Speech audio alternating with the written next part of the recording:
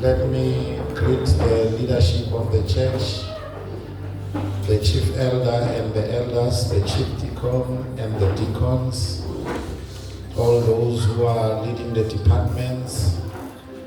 Ngibingelela abazalwane bonke abavunyelwe uNkulunkulu ukuthi sizohlanganyela namhlanje. Sitting down there listening to my worship team.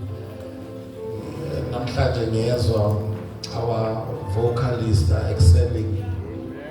Manje uma mfundisi ngathi 100 rand nje iphuma mayiza ngapho. Ngibathe ngiyayibheka ukuthi izawugijimela ngapha ngathi ayisondeli. So sibonga ubaba uMthombeni who came to the rescue. And I must say you guys are doing an excellent job and I thank God for you. Again, sibashayeli izandla. Hayi bazalwana sibashayeli ezesibonga.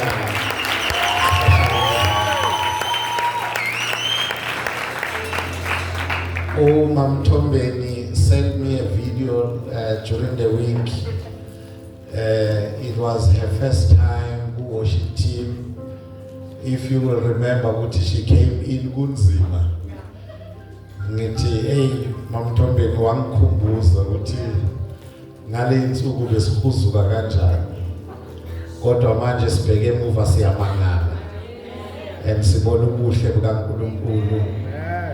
Ukuthi uNkulunkulu kahle kahle into yakhe uyazenzela.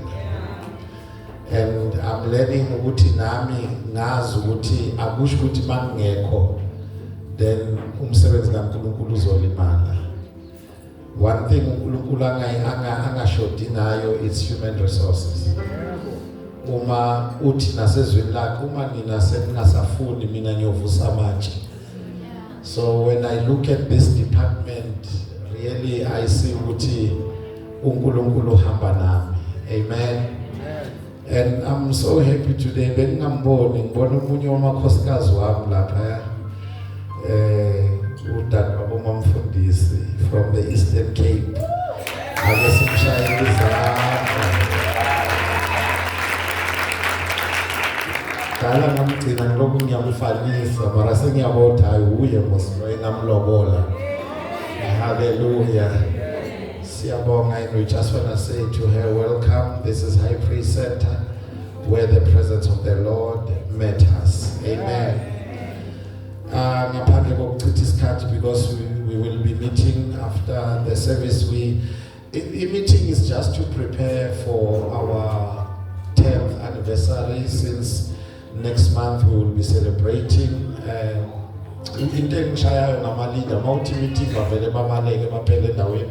They think what you are calling them ukuzoba discipline, and it's just a planning nje yokuthi sizohlela uJuly ukuthi uJuly ahambe kahle. Amen.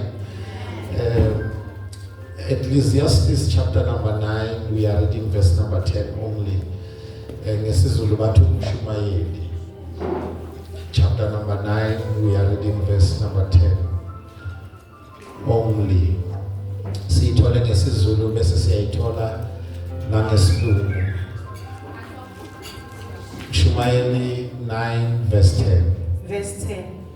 Noma yini isandla sakho esiyitholayo yenze ngamandla akho wonke, ngokuba akukho umsebenzi namcabango nakwazi nakuhlakanipha endaweni yabafileyo lapho uya khona.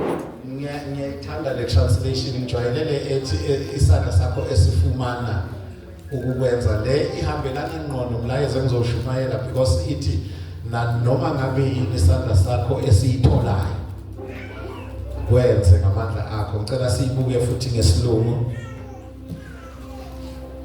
Whatever your hand finds to do, yebo, do it with your might. For there is no work or device or knowledge or wisdom in the grave where you are going. Hallelujah.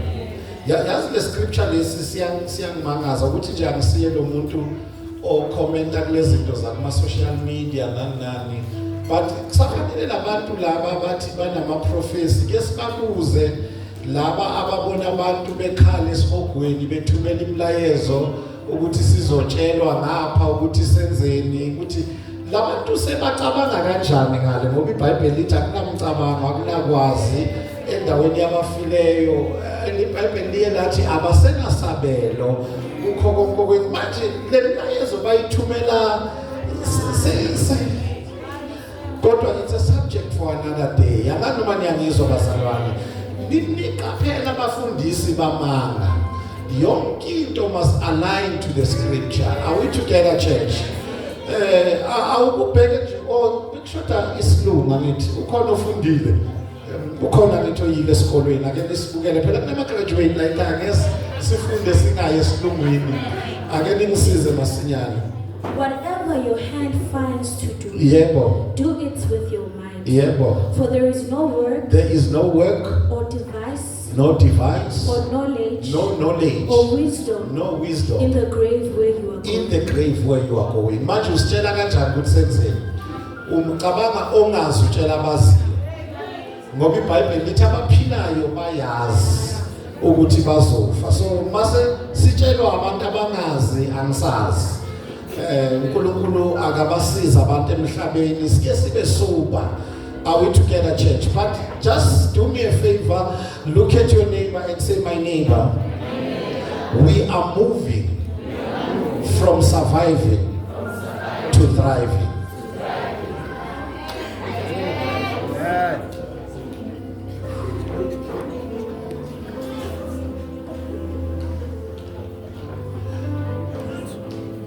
I-problem esinayo ukuthi siyaphila, we are living, but siphila impilo yokusurvive.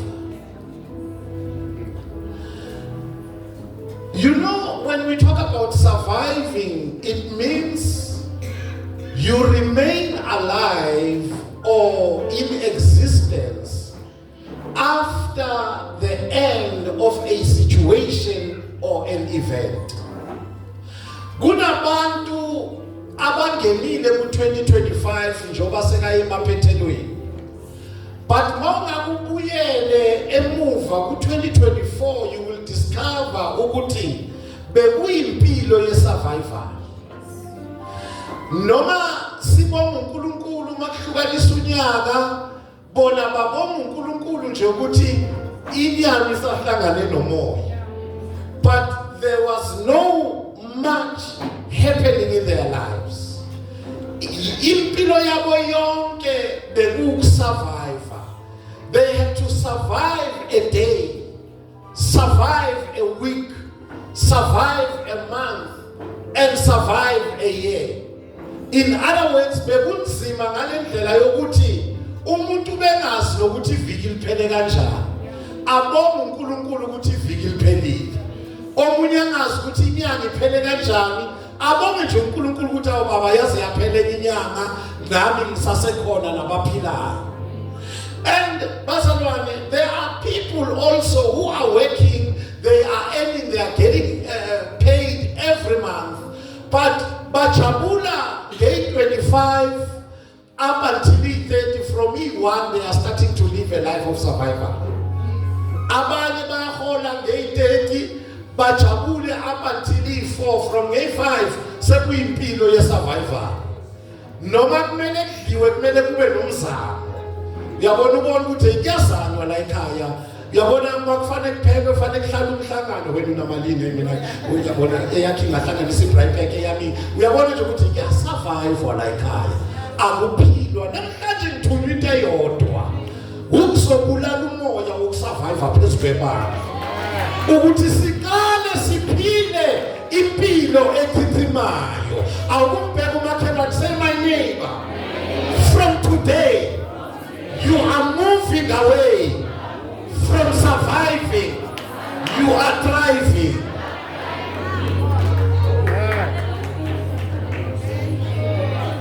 To thrive, on the other hand, means to be prosperous. It means you are growing, and it also means you are flourishing. In other words, makuphela lenkonzo abazalwane bebe survivor, they will start to prosper. ngiyawuza umoya wempumelelo wehlela phezu kwamagcwele. Somebody shout siyaphumelela. Somebody shout siyaphumelela. Somebody shout we are growing. Say we are growing and we are flourishing in the name of Jesus. Can somebody give him praise? Somebody give him praise. I say somebody give him praise.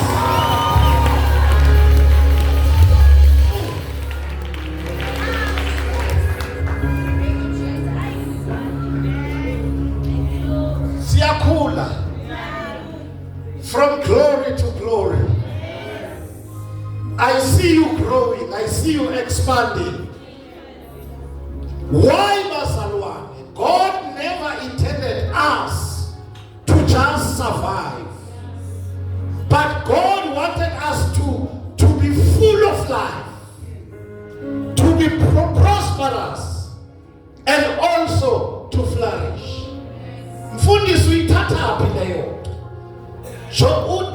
3 John chapter number 2, because 3 John into chapter 1, you can just say 3 John verse 2. Uti, beloved, I pray that you may prosper in all things and be in good health, just as your soul prospers. Ananithe bandleni asikwazi ukuvutha emoyeni bese siba nenkinga enyameni, because iBhayibheli lithi I pray that you may prosper in all things. I have a question. Did it say in some of the things?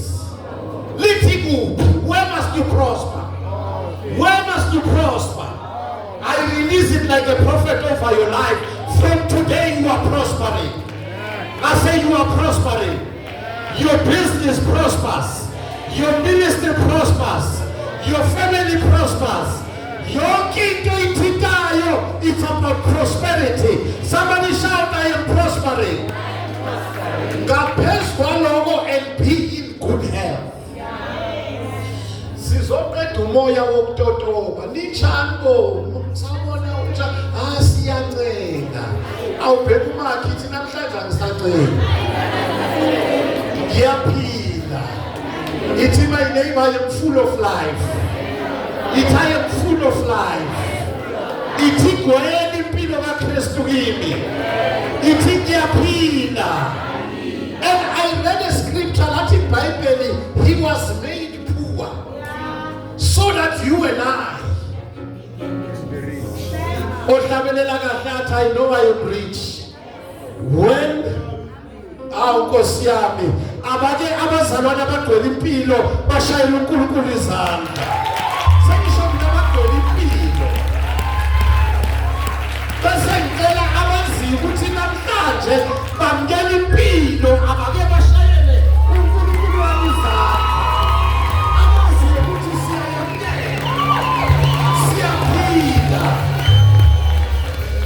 Ngizorelease igama elithi mangabe kune area efogolayo empilweni yakho wenze kahle wafika. Wenze kahle waba la namhlanje ngoba sizobulala umoya wokufogola. You will start living. Abantu bayangizwa.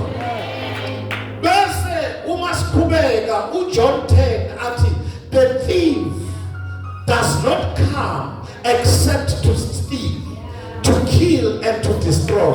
Bese uJesu athi I have come that number one they might have. I want to say those who don't have will have today. Then I service your receiver. Say my neighbor, you shall have.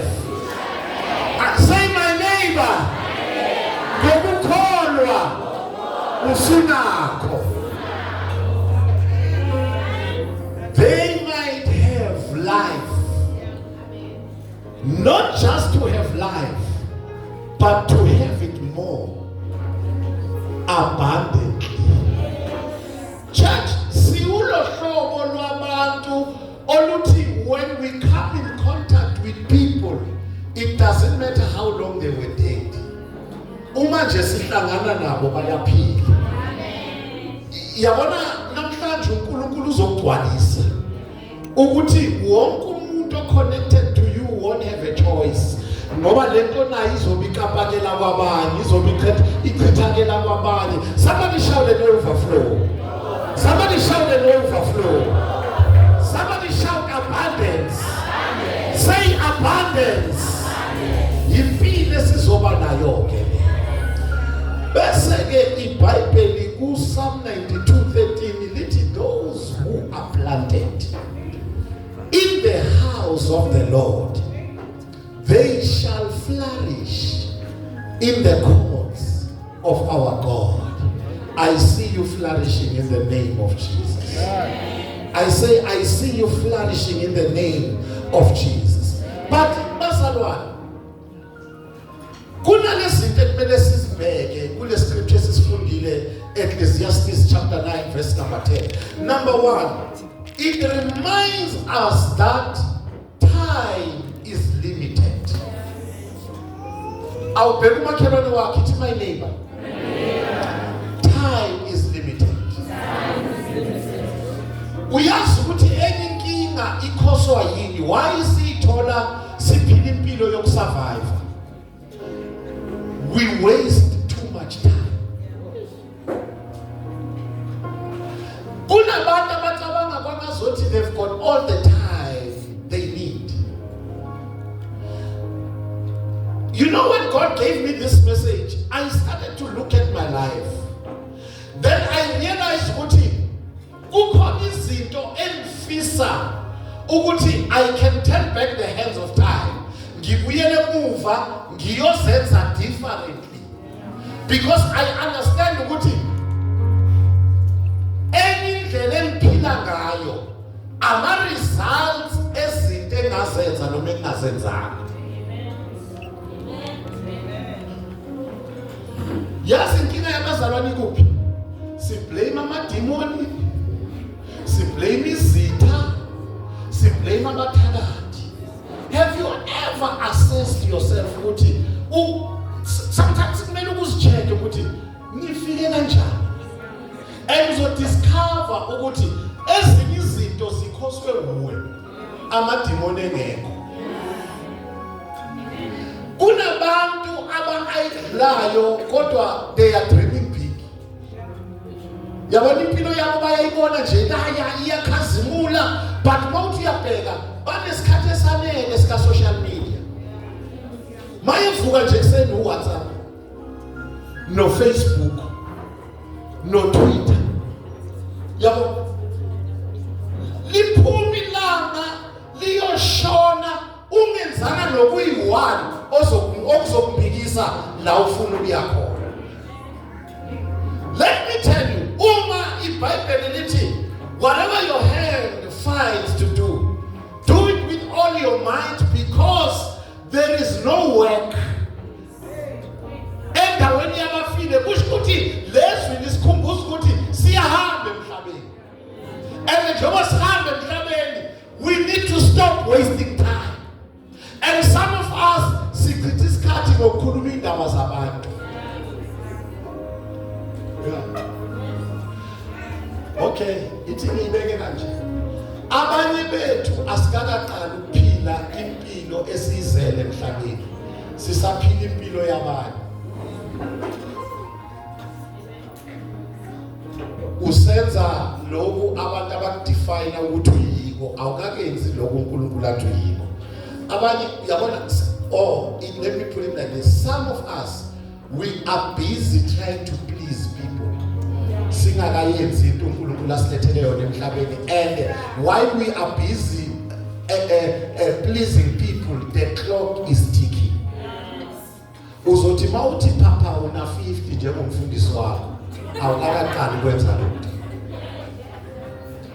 In fact, ngifuna ukwencourage labantwana mruti ukuthi when you want to buy properties, start now.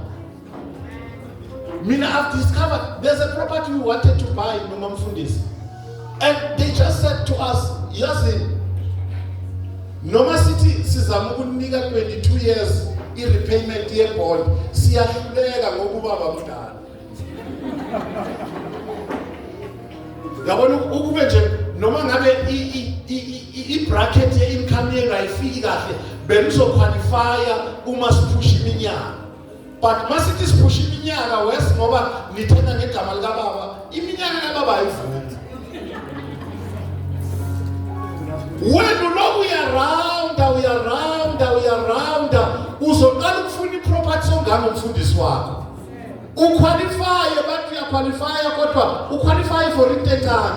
Mawuthi ufuna inkudlwana bathi asikwazi. Awubheka umakhelwane wakhe ithi my neighbor. Start now. Ithi makhi. Time is limited.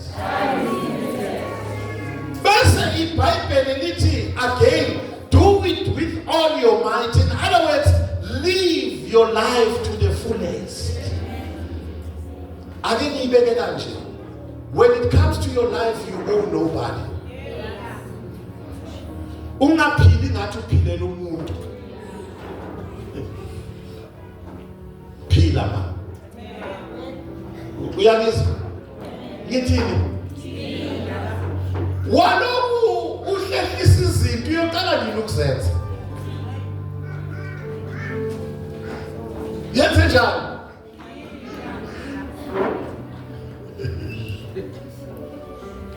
Kunabantu abalinde ukuba ne-million before they can go on holiday. Uyoyithatha kabani i-million?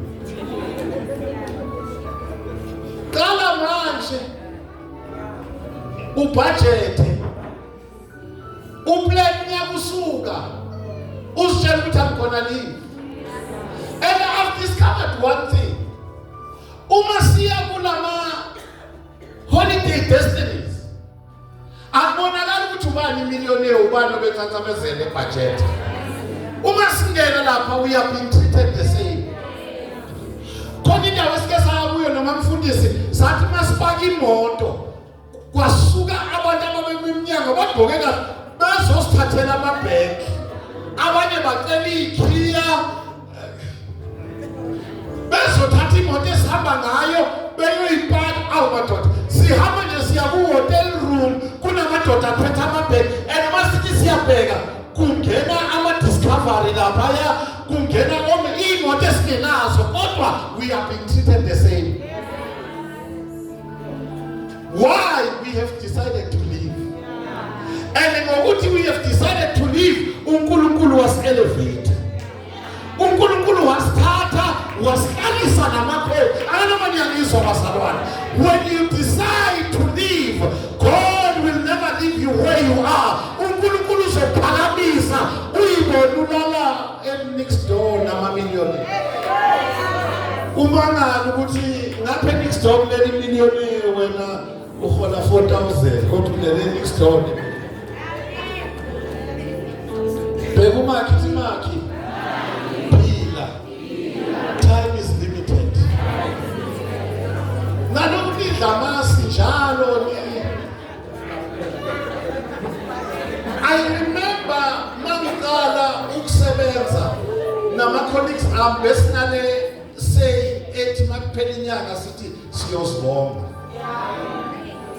Sisayobonga lo mzimbo sithwele from day 1 until the end of the month. Senze njani? Awuthi makha ukuzibonga. Awukuzibonga. Ukungena nje ubize. Wenze njani? Uyaphila. Khona ukala imiliyoni kodwa uyaphila.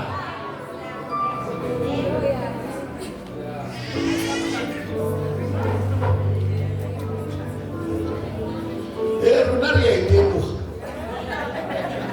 Retsa jwan? Ya iteku. Akusho ukuthi imali ikho.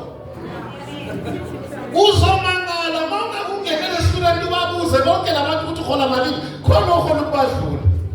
But inkinga wena kunzima nje ukuyoyibona. Every cent counts. But I've realized that the more you release, the more it comes.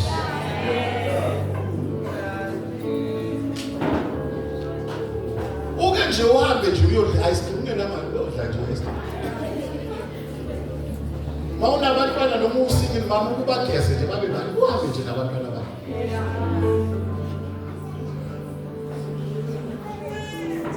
Ulinda imiliyoni. Mina ngizwa nje khona le community ibethi ncancanca. Ngomshiya. I hear the clock is ticking. Somebody usalinda ukuthi enze imiliyoni. The clock is ticking. Start to live right now. Phila ngathi unayo. It's my neighbor. Time is limited. And number 3, in the internal scripture, there's a call to action. Whatever your hands find to do, it's a call to action. Abantu maniyangizwa bazalwane. Awubheka umakhelwane ithi do something. Ngiyathanda lezwi alifakanga ku bracket lithi nje whatever. It means you can do anything. Whatever. Yazi abanye abantu bashaka yini elder ukuthi umuntu uthi ngifundele ubunesi. Ngifuna umsebenzi wobunesi. Kodwa mina iscripture sithi whatever. In other words, God can bless you in whatever. Uma ngabe ukuthi masokwenza le whatever uzophila impilo engcono ukudlula le yalomsebenzi owufundeleyo. Ngoba uthathe izwi wathi uNkulunkulu uthezwini lakho whatever. Bekumakhi timaki. Do something. Let me offend you. Bazalwana basindisiwe. I-problem yabazalwana basindisiwe, they pray a lot, which is good. They pray for everything, which is good. But in mistake, they pray all the time. In other words, you need to know what ukhona isikhathi sokuthandaza. Bese uyaphela umthandazo, uyasukuma, uyenza. Hayi sanibona bazalwane. Noba sekufanele wenze wena ushaka amathanks. Baba hey! Whoa, awaphele amathanks kwika umkhono do something. It's my neighbor. Hey, tukuthandaza. Sisebenze.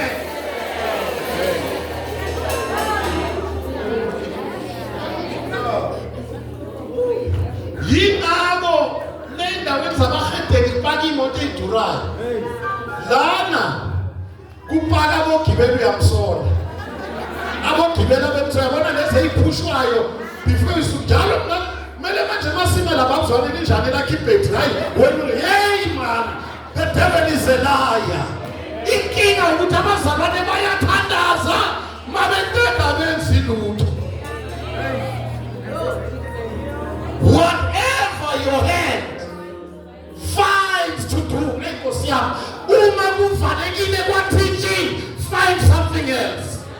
Funa okunye ongakwenza noma ngabe sekubiza ukuthi ukova amagwinya. Uthi mawakho ukuthi baba, you said in your word, whatever my hands.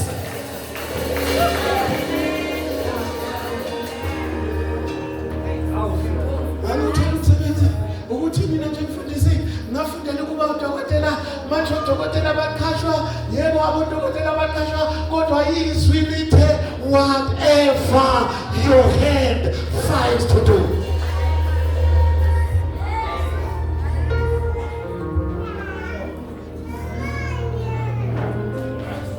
Year after year abazalwane bafastile. Uphela unyaka abanalutho. And mawunga ukuthi uya-assessa uthola ukuthi abanalutho ngoba vele benzanga lutho.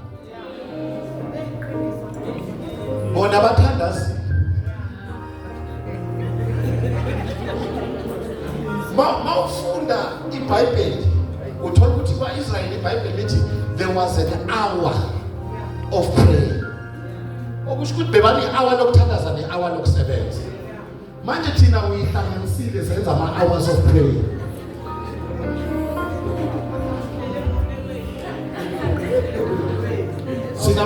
uyawusho njalo bamfundisisi abazalwane abahlele emthandazweni ngiba walithi bemkhuza ama youth leader yabona zisuka nje sebafuna ama night prayer la sisenkingeni ngithi ayikho into esingayenza sibekwa nje sekama night prayer yebo siyathandaza mara we have to do something.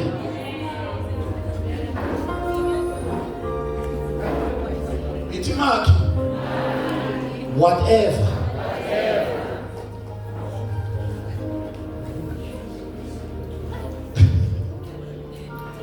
mawufunda iBhayibheli uJoshua chapter 5 verse 12 uzodiscover ukuthi uNkulunkulu ebakhipha eGibhithe wabanika imana endleleni wabanika amanzi water from the rock but uma sebazofika lithi iBhayibheli then manna ceased. It called for them now to plow their own seed. Uyingozi umzalwane ohlalela imana angazi ukuthi isizini yemani iyadlula. Can I preach like I feel it to this church? Our God is so faithful. When you are still in your wilderness, manna will come. But uNkulunkulu uyabona mase useduze nempumelelo uzobona ngokuthi imana besiyama. Kodwa abazalwane makunimana basola uNkulunkulu. Laba lithi iBhayibheli makunimana they started to eat from the crops. I will tell my neighbor, let's eat from the crops. Phela makunimana kushukuthi sekuyalinywa manje. Sekufuneka amadoda azophatha amakhuba angene enhlabathini agube wena. You are still waiting for manna. Isizini yemana iyaphela. Khona umuntu uthisha wayemfundisa primary wayekwamise ukuthi mphemphe yalapisi. Muthi uhono wakhe isahayi. Yabona nje kunabantu asebaka-avoida ngoba umacela njalo. Wena nje uyacela into yenzayo ngokucela. Sebavele ba-ignore nama-calls akho futhi awufoni nangefoni ufona nange-WhatsApp call.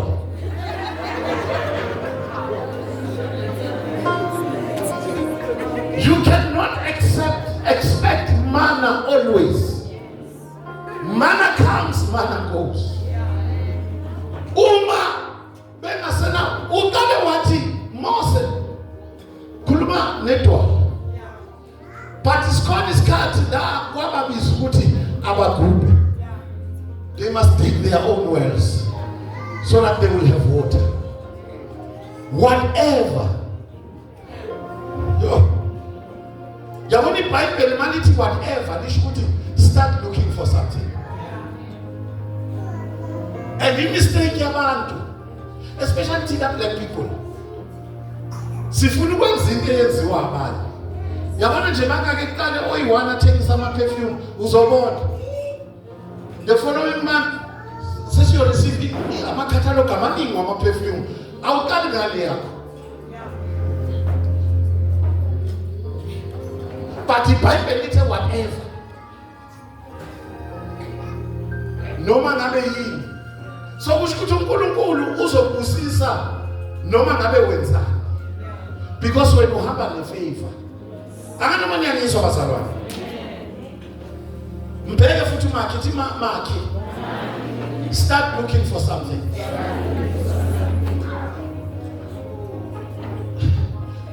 There are two ways we need to consider in this text. Number 1 is find. Number 2 is do. You find, then you do.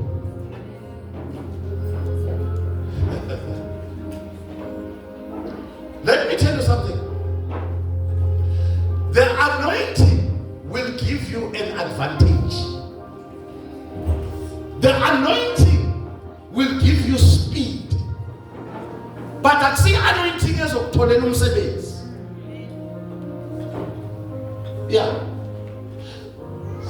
Thina abazalwane abasindisiwe sikwi-position ye-advantage because as hambi sodwa we have the Spirit of God working side by side with us. And njengoba sisebenza nomoya oyingcwele usibeka kwi-advantage.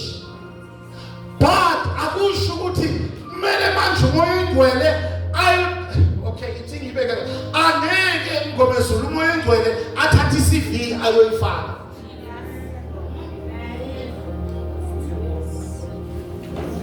Yebo ne anointing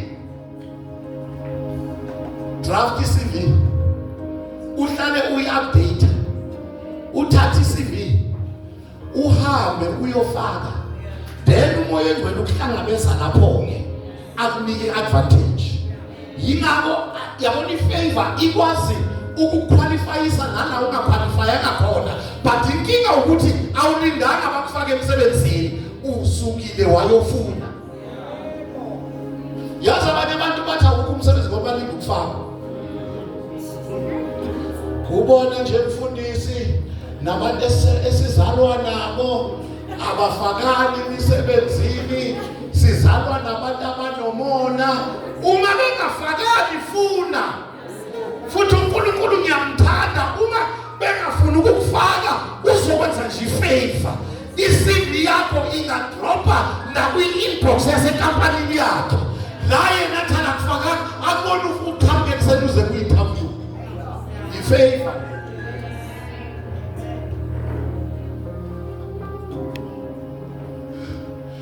Yazi sifana nobani nale ndoda uJesu ayibuza, uyathanda ukusinda na? Anginamuntu. Hayibo alithanda ulobani. Uyathanda ukusinda na? I-problem yethu bazalwane, we are waiting for people. Yabona ngiyakusola khona ukubheka nje ulinda abantu abazokufaka emsebenzini, ulindile. And the Bible lithi whatever.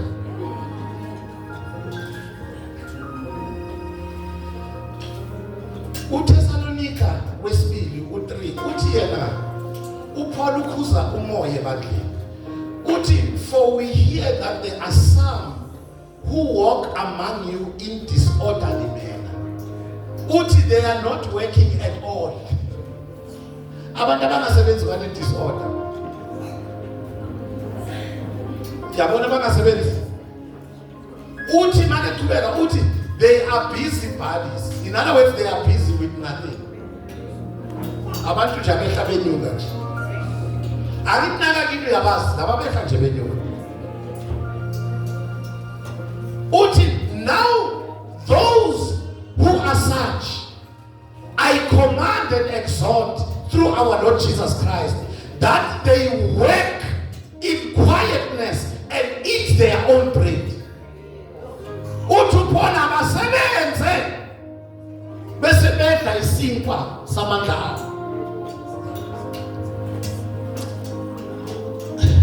Akazi nokukhona uzomfakazela. Havi mnandi imali yakho mawuwazi ukuthi yakho. Injani imali yamandla akho bazalwane? Ayikho ebuhlungu njengokudla isinkwa sokuphila. Sometimes abantu nabekupha baze bakubheke nokuthi uhlafuna kanjani. Ngathi make kubhekile uyasho ukuthi ungayihlafuna imawali imali yami. Hlafuna uncenge. Kodwa have imnandi imali yamandla. Uyabona mawazi ukuthi noma ungena e-restaurant awubolekanga yakho. Have kumnandi. Ukuthi nje ngivukile ngayo sebenza. Church have imnandi imali yamandla yethu. Uthi Paul batsheleni labo busy bodies laba bagidizela, they are busy with nothing. Uthi bakhuzeni batsheleni abakhuza ngegama lika Jesu. Cabanga nje masokhuzwa ngegama lika Jesu. Ukuthi uphithizelela ize. Uthi batsheleni bayosebenza. Bese bedla isinkwa.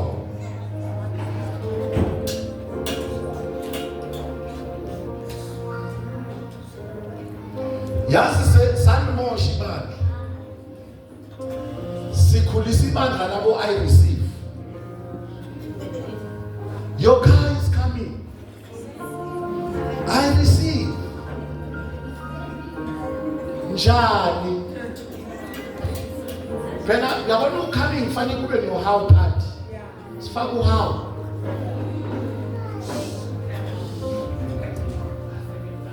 sinabantu ababhilivela ku-miracle. Kanti mina mangakutshela nje iqiniso, makuphela inyanga ibhenki ayifuni miracle. Ibhenki ikhuluma nge-debit order.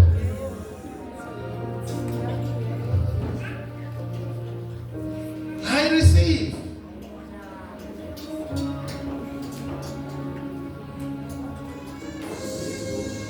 Le batla ke ngithande ngoba nechuma yethu.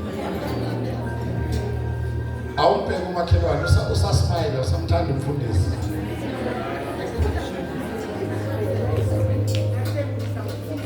Yabona lezinto esikhulekelayo. You pray for a house. Kunalento abathi bond igama la. Funa abantu abasebenzayo. Nyanga mayiphela uyayizwa ifoni izio. Uyazi ukuthi khona ukuhamba. Singabi ibandla elenza izinto wrong. Wrong. When we pray for you, prayer must meet you halfway. Ngoba vele siyazi ukuthi asibambene na nyama nagazi. Kushizo. Silwa nemimoya. Kodwa akusho ukuthi kumele uyiyekele emoyeni ungenzi lutho. Sebenza.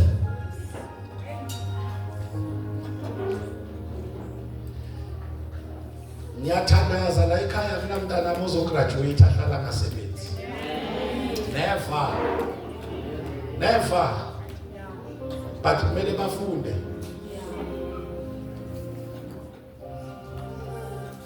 Bengitshela uNtando ukuthi kuyastudishwa boy.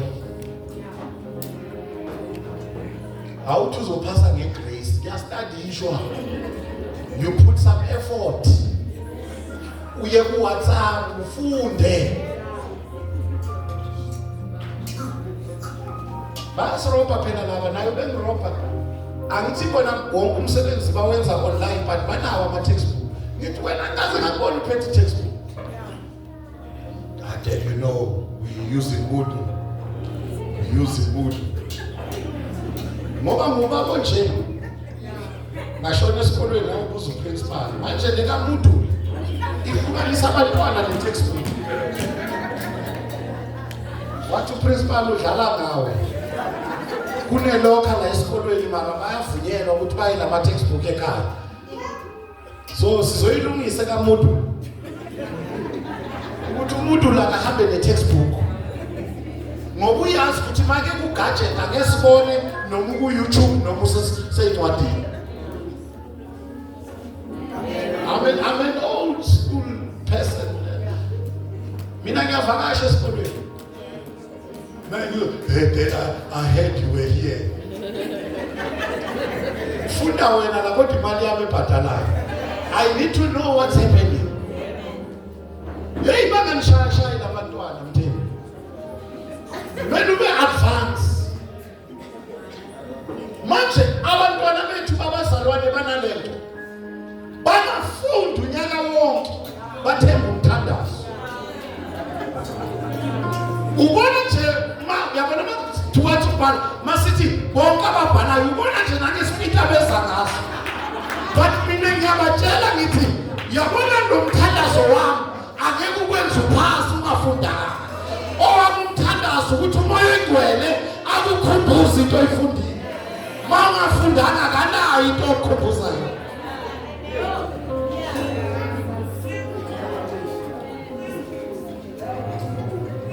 Sanibonani bantu abasha, sanibonani. Yaphela amen kuyuzi. Ayeye bantu abasha, ayeye. Viva Jesu, viva. Viva moya engcwele, viva. Phambili ngokufunda, phambili.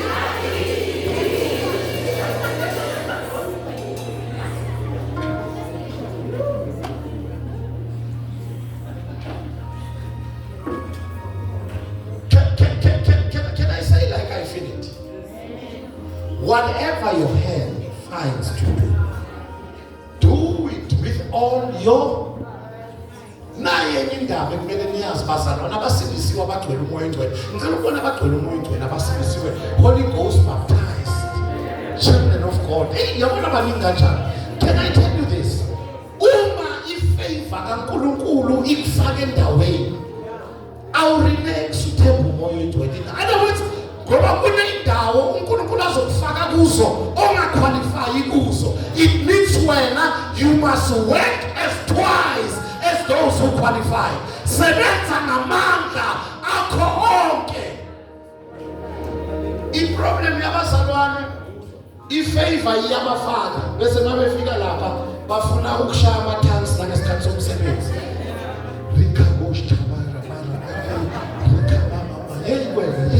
Isikhathi sokusebenza lesi, and lithi iBhayibheli thina abazalwane sisebenza ngamandla ethu onke, sirelease yonke ipower.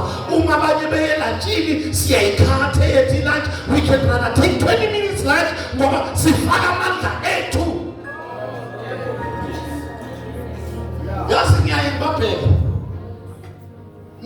mina ngiyabuka futhi umzalwane afike ngo 10:10 umbone walker nje, akuna sense of urgency, walker nje, bese ngiyayibuza ukuthi emsebenzini wenza njani. Ngoba phela masongene uyabona ukusebenza ngamandla akho onke, kusho ukuthi uma ngabe kuqalwa ngo8 ukusebenza wena ngo7 sokho amandla la, akusho ukuthi ukufuza. Mathiwa siyaqala ukusebenza ngo8 ngo7 wenza njani? You prepare your day. Oh, I want to try them. See favorite.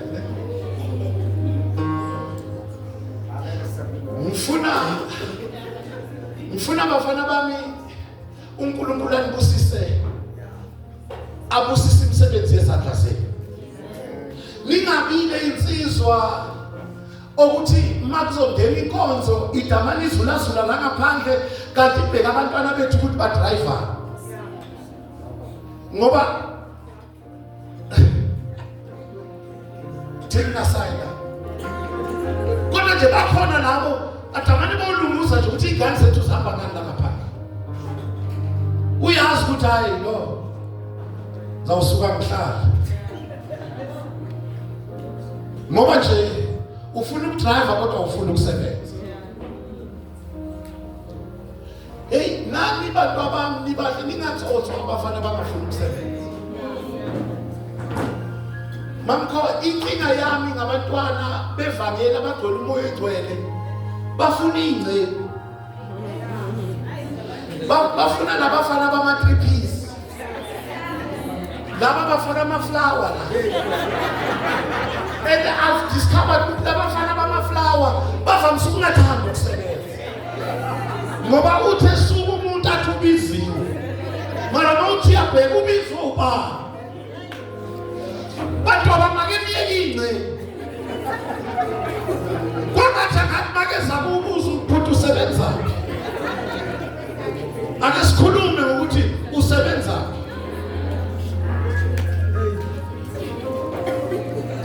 Shanika lezinto ezicijile lapha phambili. And ubona ngendlela eshayina ngakhona ukuthi akusetshenzwa. Uhlale nje ubhowula icartoon. Uzophazamisa ama-graduate. Ake nika ama-graduate ethu niyosebenza. Ake niyosebenza.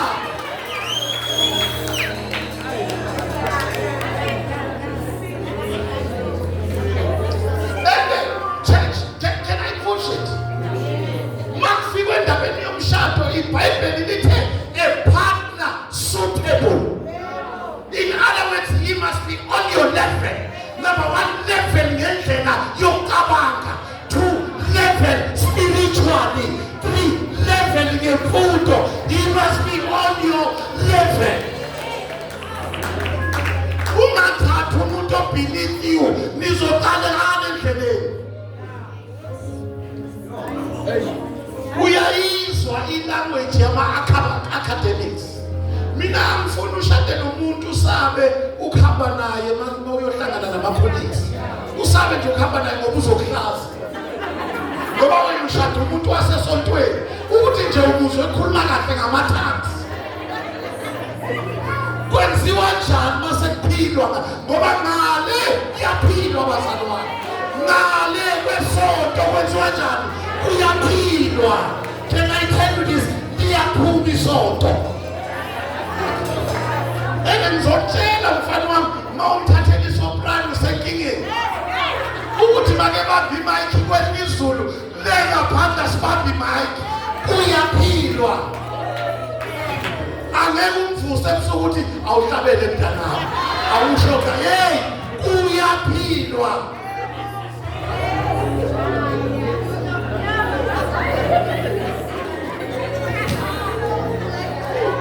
Abahumi abafuni mathanga sendlini. Bafuna isinkwa. Mina ngicela mangifundisa abantwana ngiyikhulisela. Yingabo baxuzi kimi. Bagezwa yini? Yena ungumsizi bagezwa abantu. Futhi manje abahuma basafunda nokuthi angene mabegeza. Ngena mina kuphela. Ngiyocheck ukuthi bageza zona yini. Ngena mawushadene nenceku izokushiya nomthwalo. Siloko sikhuluma ngabomama ukuthi baya multitask ngoba kumele aphekele wena ngapha ingane zakho ngale nempahla zakho ubhizi umntana abantu uthi emsebenzini ukhathele. Kanti mawushade with a partner suitable uthi make baba ngapha nawe ubambe ngapha omunye abambe ngapha omunye abambe ngapha impilo ibe lula. Suitable.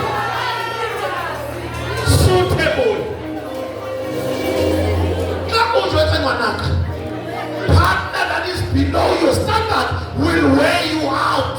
You will be tired.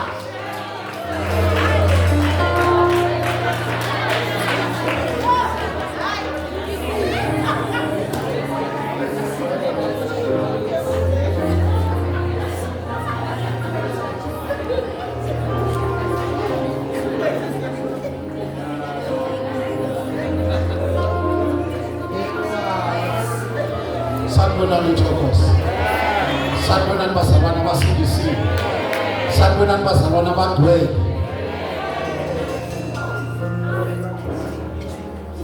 Kube lenkinga yokuthi kumele ukline, kumele upheke, uyo-attend imihlangano yesikolo, uye ngapha ubasize ngama-homework, ubuye bazalwane kahleni bangcwele kahleni. Ake senze impilo ibe lula. Yingakho kuthiwa i-divorce rate kwabasindisiwe i-high ukuthi abantu bafuna ukuba spiritual nala kumele kusetshenzwe khona.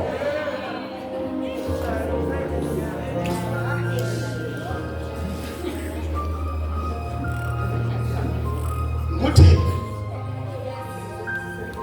maye tuyathanda uqala ukuyobheka uyihambise ngakubo nje uyobheka. If you see charity the unkept, run away. Balela ngenyawo zombili.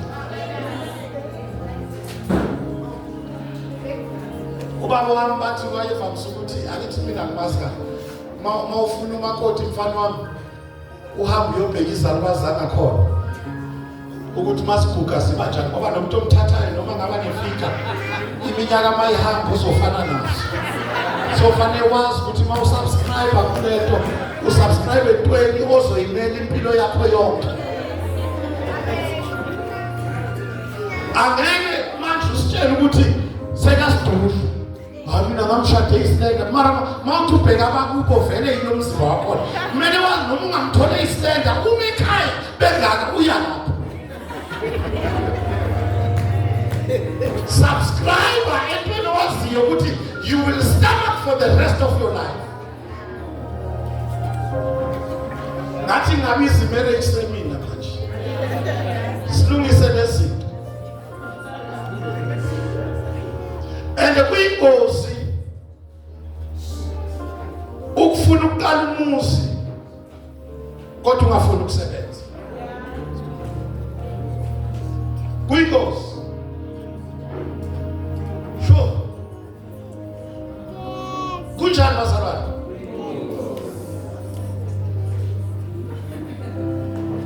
Ushade nomuntu othanda ukulala. Mina lengithendo something abantwana bavuka ebusuku. Akumelanga kuvuka oyedwa nakabantwana. Sivuka sonke. Umunye mayishushuzela ngapha umunye uyangale kitchen yobilisa ikengela lokwenza idaba.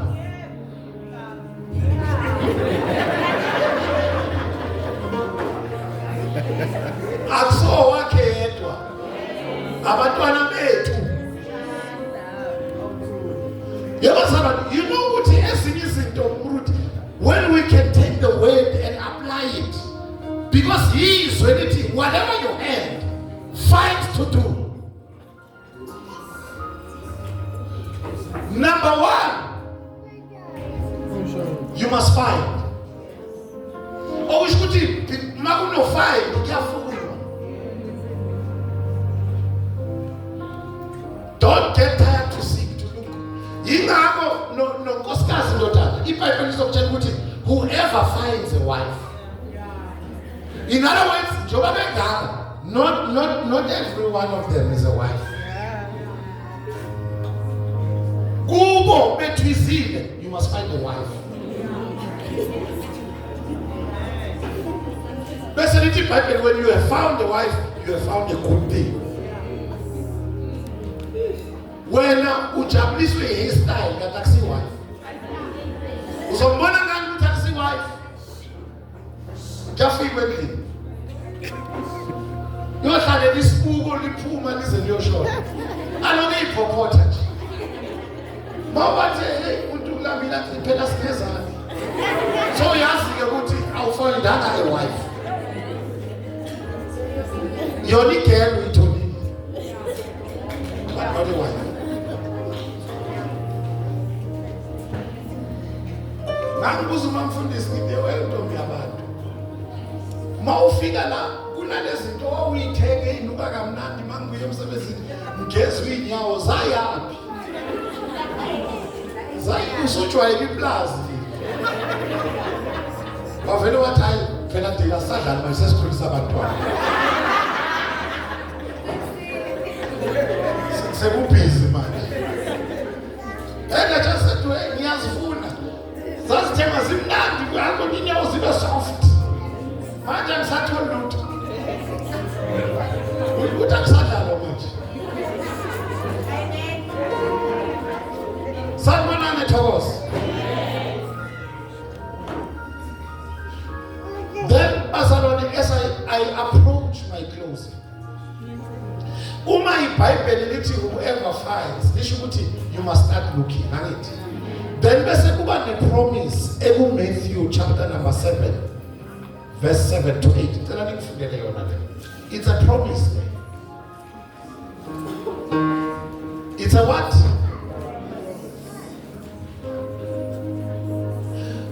Okay. Bese azoyifunda kusho ukuthi when you want to thrive, you must work hard. Thriving is magic.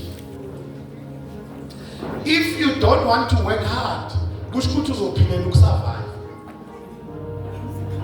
Hayi bazalwane ngiyani. Inyanga nenyanga uyasurvive. Nyanga nenyanga. Mina I can tell you. Kunabazalwane basindisiwe bona. Mara basabu kwamba amakhono wabo. Phone mayiringa kayibamba. Ukusaba isikweletu. Mina ngiyayibamba emakhuluma into engayizwa ngiyakutshela phela ifoni yami. Yekabani phone. Mangabe lento ikhuluma ngizwana ngizokutshela ukuthi mangabe sizwana ngenkulumo ngizoyidrop ifoni ngoba yami. Ngeke ngibangise ukuthi drop ifoni yami. Amfundele mama, a promise. This is a promise. Verse 7. Yeah. Celani khona niza kuphiwa. Thou Nkosi.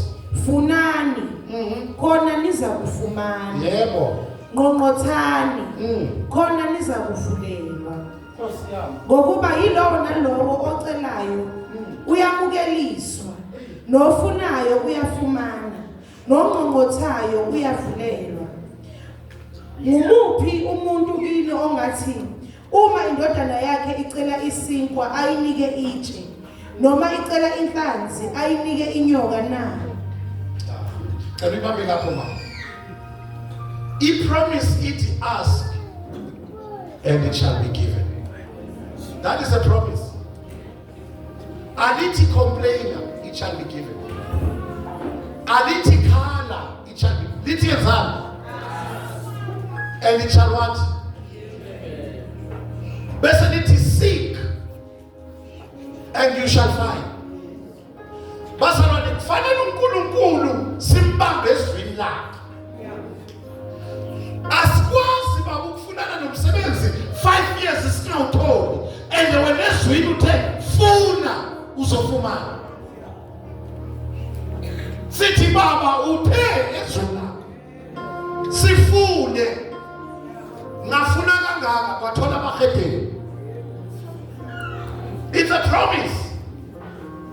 Lithi knock, and it shall be open. For everyone who asks, receive, and he who seeks, finds, and to him who knocks, it will be open. Ngicela ukureleasa le grace phezu kwempilo yakho. Iminyango izovuleka. Ngegama likaJesu iminyango izokuvulekela ngegama. Batlalela akuvuleki iminyango yomzalwane othandaza nganoki. Thandaza uqede uye eminyango. Lokho hayi today practical ngoba siyele emaphethelweni enkonzo yabantu abasha. Angifuni abantu abasha bavula phansi. Nawe uzifake kuma states ongabelongi kuwo. Asibelongi kuma states graduate that are unemployed. Asibelongi, that is not our portion. Because sihamba ngefavor kaNkulunkulu. If we cannot find employment, we will create employment. We shall be employers. We will turn this world upside down ukuthi siphumelele thina nemindeni yethu. Bese lithi iBhayibheli kuCorinthians 2 verse 1-20 lithi all the promises of God in him they are yes. In other words, uNkulunkulu uthi kuwe la it's gonna be a yes to your open door. Yonke indawo yakuyo it's gonna be a yes ngoba upromisile wathi kokota kuzovuleka. You know why ungakagenda waqala ukokota? Yeah. Lalela. Uma lithi iBhayibheli seek you shall find. That implies loss. Phela sifuna into esilahlekele. We are moving today from surviving to thriving. May everything that you have lost be recovered in your life. In the name of Jesus. I don't know what ulahlekelwe yini, wena ulahlekelwe umsebenzi, wena ulahlekelwe ama finances, wena ulahlekelwe yini. iBhayibheli lithi seek you shall find. May you recover everything that you have lost. In the name of Jesus. Abanye bena nilahlekelwa izinto eziphathekayo, nilahlekelwe isikhathi. Bese lithi iBhayibheli ubuyisa nobusha bethu njengophozi. In other words, God is able even to give back the time that you have lost. May you recover every time that you have lost in the name of Jesus. I say, may you recover every hour, every second, every moment that the enemy has stolen from you. May you recover in the name of Jesus.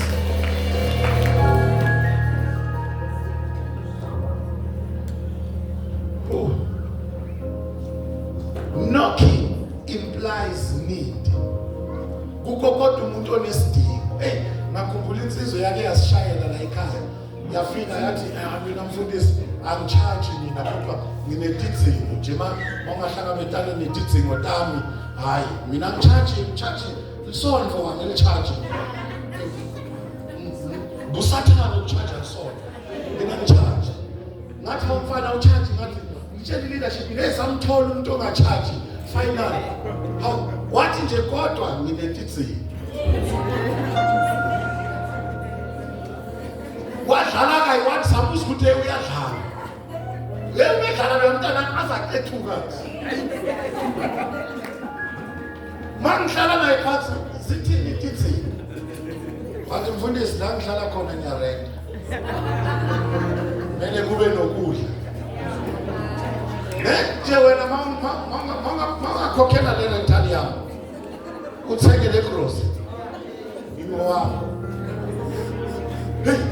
Leadership asikwazi ukulahlekelwa yilomuntu.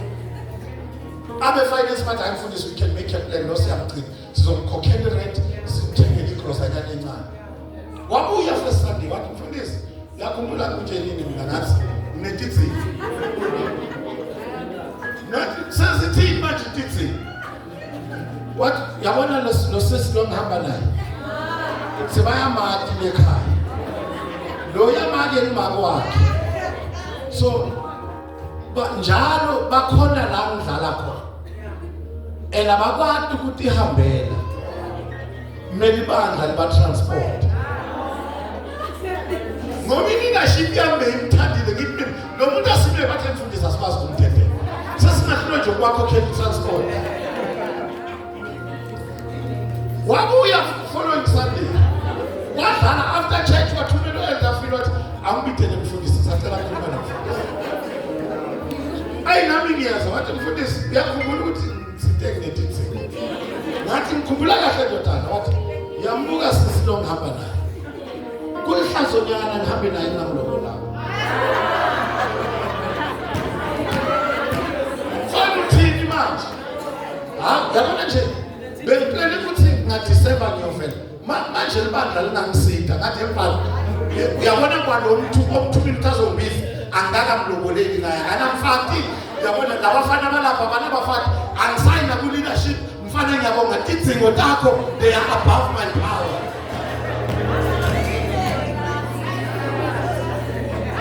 But let me tell the church, he said in his word, he will supply all of your needs according to his riches in 1 verse 1, in glory in Christ Jesus.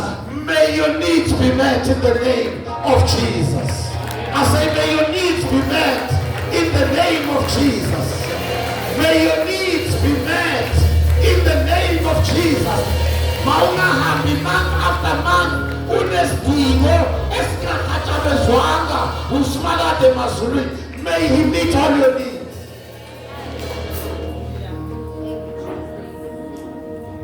Senyafa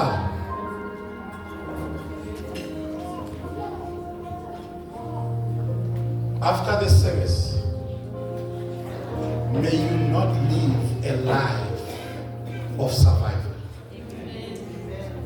May you thrive. And what will cause you to thrive? It's hard work. Do it with all your might.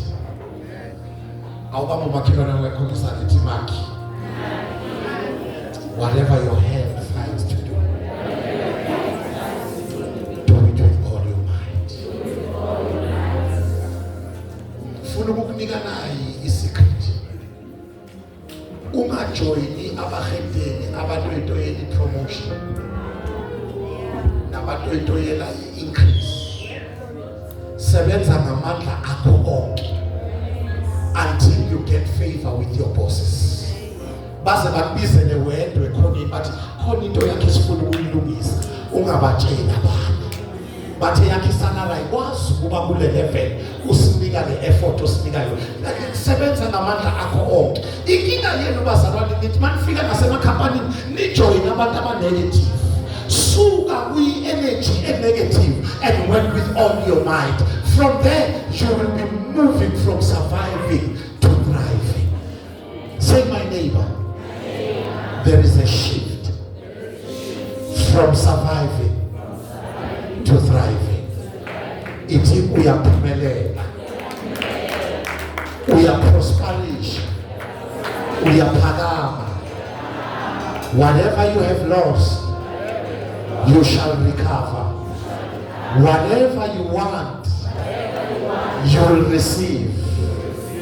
Whatever you ask, it shall be given to you in the name of Jesus.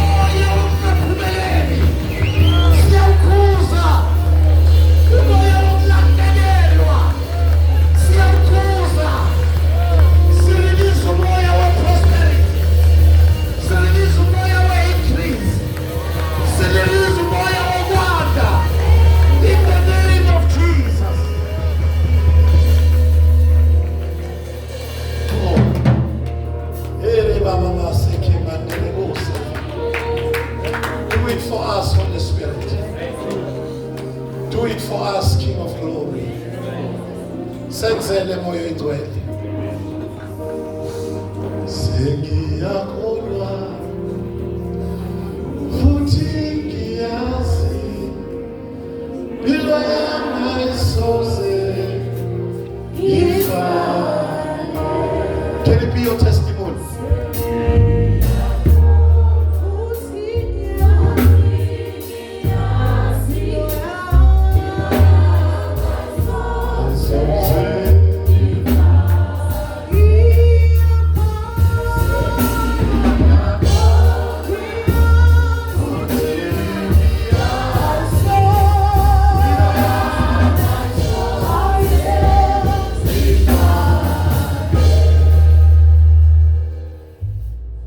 Ngiyawukhuza lo moya phezu kwempilo yakho, phezu komndeni wakho. You will never live a life yokutakamezela, yokusurvive. Uthi I have come so that they may have life and have it more abundantly. Can you receive your abundance in the name of Jesus? I say receive your abundance in the name of Jesus. Hallelujah. Church, we must mean business gospel. Akusiyi into nje yokuthi khulunywe esontweni masiphuma siyoba ama-victims. When we receive the word of God and we apply it in our lives, we shall see the difference. Anganamani yangizwa makube nomehluko phezu kwempilo yakho. Ukhona uthi mfundisi ungisizile namhlanje.